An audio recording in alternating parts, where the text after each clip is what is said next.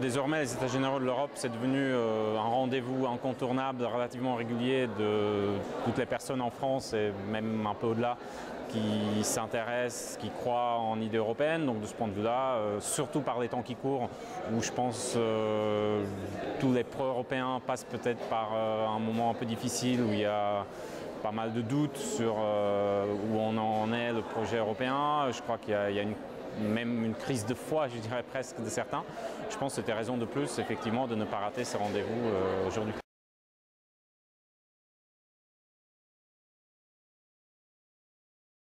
Par la force des choses, le contexte actuel favorise ce genre de réaction politique et en même temps, je pense qu'il ne faut peut-être pas non plus surestimer et je pense que il y a un certain nombre de problèmes structurels qui font que des forces politiques populistes, extrémistes, nationalistes, on peut aligner des qualificatifs, prospèrent en Europe.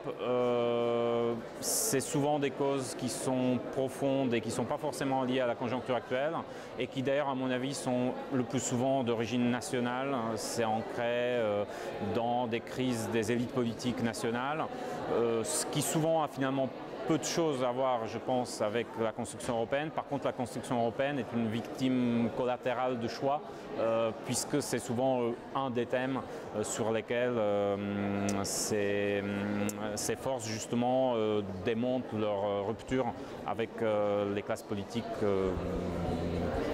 traditionnelles, on va dire.